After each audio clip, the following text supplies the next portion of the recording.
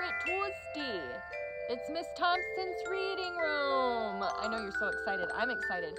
So we are still in Dorothy and the Wizard of Oz. We are on Chapter 2, The Glass City, Part 2. All right, get your pencil and your paper out so you can answer those comprehension questions as well. So you can get 2 points for your house. Any hooser, let's get started. The man had taken a step or two across the glass roof before he noticed the presence of strangers, but then he stopped abruptly. There was no expression of either fear or surprise upon his tranquil face, yet he must have been both astonished and afraid, for after his eyes had rested upon the ungainly form of the horse for a moment, he walked rapidly to the furthest edge of the roof, his head turned back over his shoulder to gaze at the strange animal. "Look out!" cried Dorothy, who noticed that the beautiful man did not look where he was going.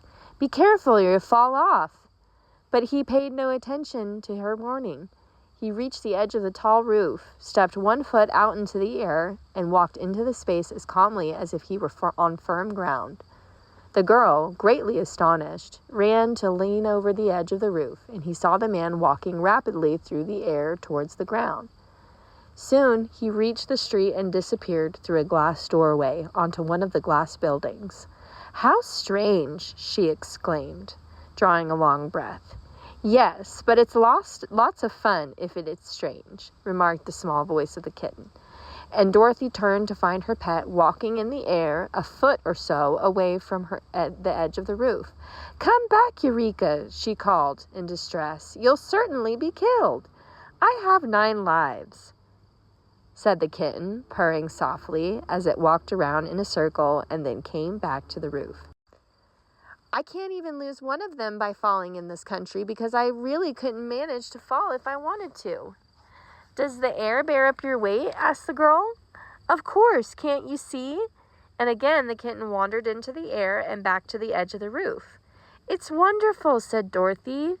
"Suppose we let Eureka go down to the street and get someone to help us," suggested Zeb, who had been even more amazed than Dorothy at these strange happenings.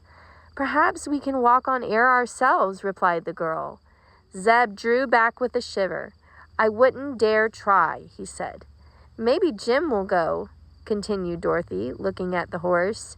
"And maybe he won't," answered Jim. "I've tumbled through the air long enough to make me contented on this roof." "But we didn't tumble to the roof," said the girl. "By the time we reached here, we were floating very slowly, and I'm almost sure we could float down to the street without getting hurt. Eureka walks on air all right." "Eureka weighs only about half a pound," replied the horse in a scornful tone. "Well, I weigh about half a ton." "You don't weigh as much as you ought to, Jim," remarked the girl, shaking her head. She looked at the animal. "You're dreadfully skinny." "Oh, well, I'm old," said the horse, hanging his head despondently. "And I've had lots of trouble in my day, little one. For a good many years I drew a public cab in Chicago, and that's enough to make anyone skinny." "He eats enough to get fat, I'm sure," said the boy gravely. "Do I? Can you remember any breakfast that I've had today?" growled Jim as if he resented Zeb's speech.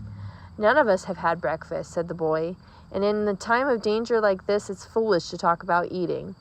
"Nothing is more dangerous than being without food," declared the horse, with a sniff at the rebuke of his young master. "And just at present no one can tell whether there are any oats in this queer country or not. If there are, they are liable to be glass oats." "Oh, no," exclaimed Dorothy. "I can see plenty of nice gardens and fields down below us at the edge of the city. But I wish we could find a way to get to the ground." "Why don't you walk down?" asked Eureka. "I'm as hungry as the horse is, and I want my milk." "Will you try it, Zeb?" asked the girl, turning to her companion.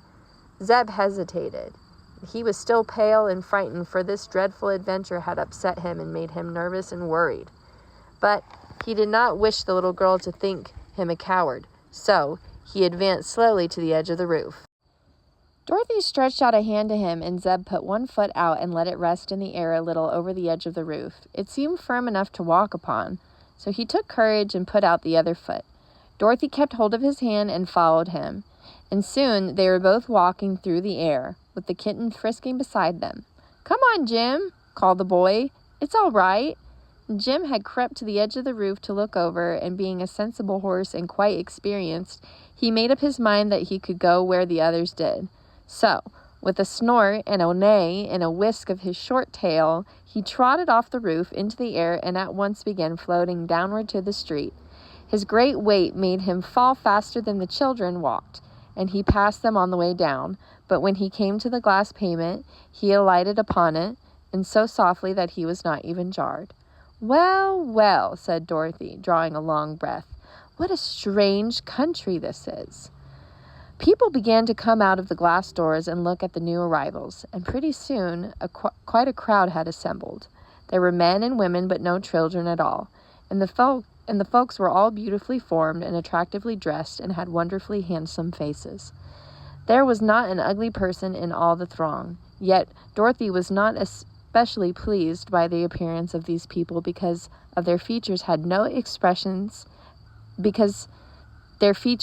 more expression than the faces of dolls. They did not smile, nor did they frown, or show either fear or surprise or curiosity or friendliness. They simply stared at the strangers, paying most attention to Jim and Eureka, for they had never before seen either a horse or a cat, and the children bore an outward resemblance to themselves. Pretty soon a man joined the group who wore a glistening star in the dark hair just over his forehead. He seemed to be a person of authority, for the others pressed back to give him room, and after turning his composed eyes first upon the animals and then upon the children, he said to Zeb, who was a little taller than Dorothy, "Tell me, intruder, was it you who caused the rain of stones?" For a moment the boy did not know what he meant by this question, and then remembering the stones that had fallen with them and past them long before they had reached this place, he answered, "No, sir, we did not cause anything. It was the earthquake." And the man with the star stood for a time quietly thinking over this speech. Then he asked, "What is an earthquake?" "I don't know," said Zeb, who was still confused, but Dorothy, seeing his perplexity, answered, "It's a shaking of the earth. In this quake, a big crack opened, and we fell through, horse and buggy and all, and the stones just got loose and came down with us." And the man with the star regarded her with his calm, expressionless eyes. "The rain of stones has done much damage to our city," he said, "and we shall hold you responsible for it unless you can prove your innocence." "How can we do that?" asked the girl. "That I am not prepared to say. It is your affair, not mine. You must go to the house of the sorcerer, who will soon discover the truth." "Where is the house of the sorcerer?" the girl inquired. "I will lead you to it. Come." He turned and he walked down the street, and after a moment's hesitation, Dorothy caught Eureka in her arms and climbed into the buggy. The boy took his seat beside her and said, "Giddy up, Jim." As the horse ambled along, drawing the buggy, the people of the glass city made way for them and formed a procession in the rear.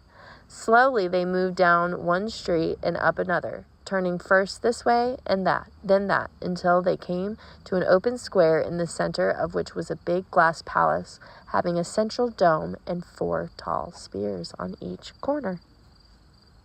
And next Tuesday, we will pick up Chapter 3, The Arrival of the Wizard. Stay tuned, guys, and don't forget to turn in those comprehension questions. See you next Tuesday.